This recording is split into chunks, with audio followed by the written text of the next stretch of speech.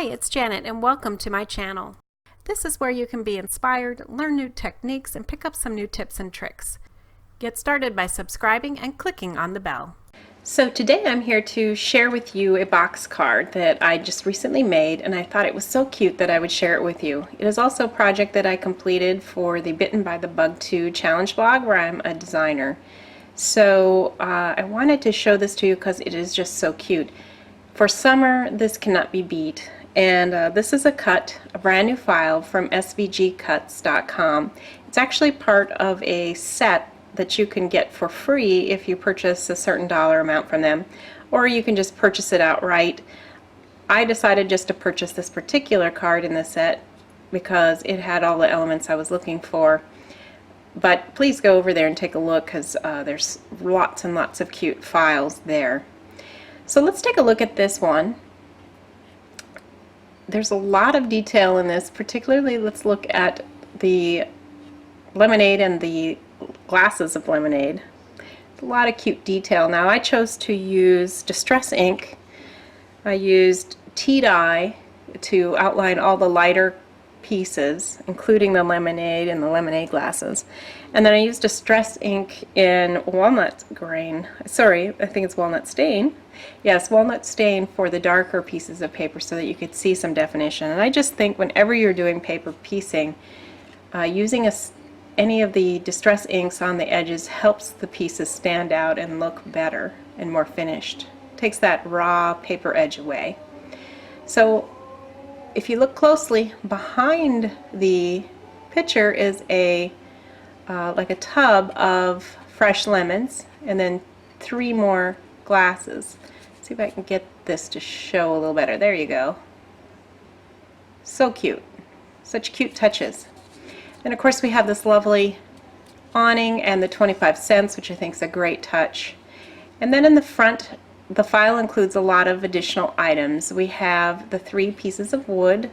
Well, really it's just 3 pieces of white striping, but I decided to emboss that with a wood grain embossing folder, and that gives it a little bit more of a wood look, which I thought was a cute touch to this card.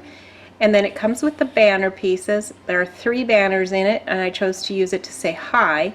But of course, if your words were a little longer, you could probably fit 2 more on here. You could do so and customize it. I used rub-ons for my letters and my exclamation point.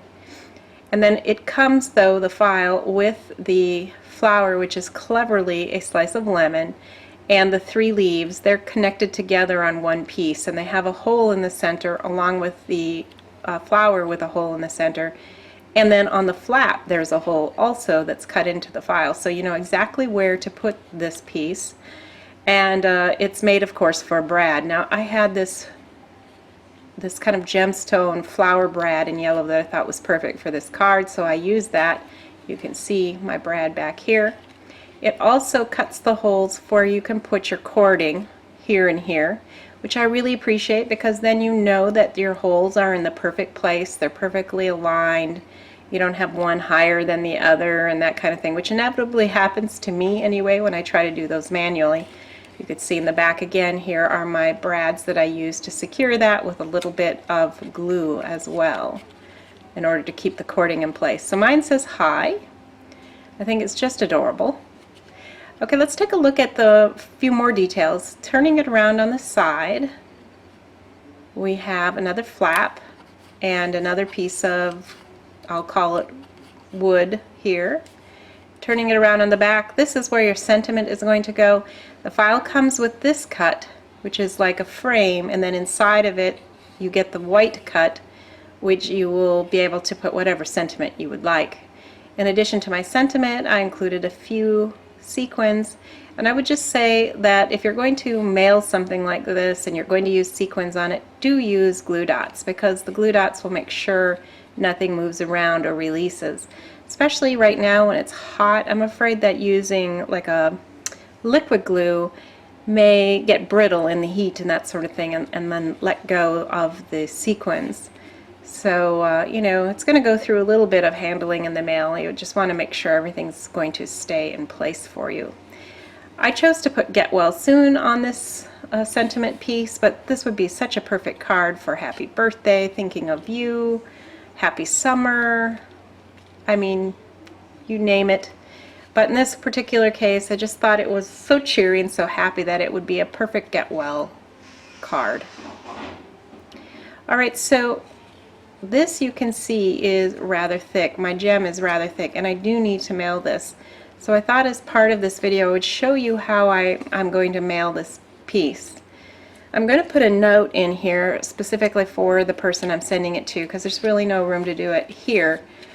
And I'm not going to show you that, but I did cut it out of the same, it was really scraps left over from here. On the back side, it's got some cute pink paper, pink solid pattern. I don't have it handy here, I can't show it to you.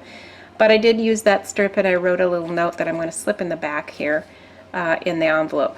Now, the envelope comes with this file, which is awesome. That's always a great thing. And I went ahead and embossed the two flaps, this one and this one, just to make this a little bit special again. And I will tell you that when I sealed this up, and again I used,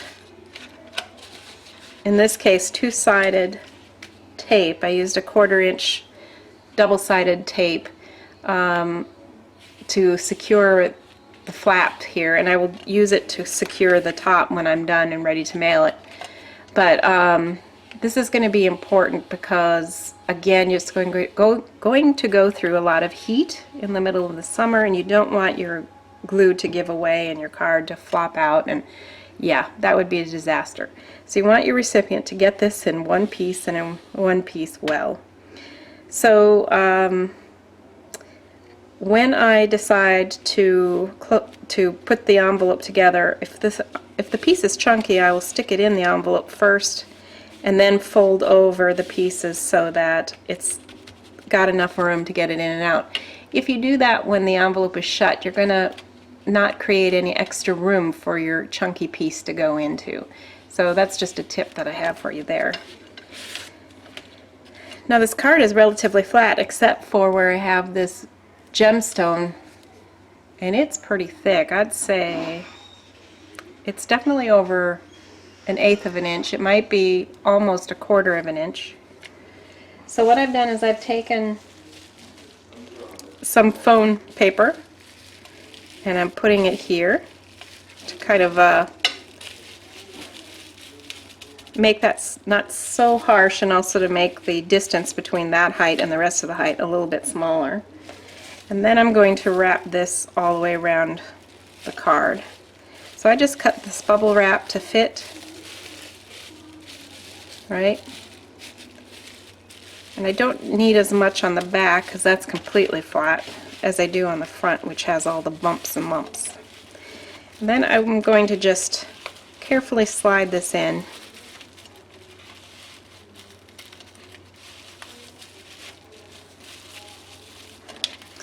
And when I fold this over and seal it, it will make a nice package. And I will make sure that I put the tape all around the edges here so it's well sealed. Now this is a square envelope, so it's going to cost you more to ship, but also in my case it's thicker than normal. It's going to have to be hand, what they called it, hand handled maybe. So it costs a little more for that too, but I think in this case it's worth it, and my recipient is going to enjoy it a lot.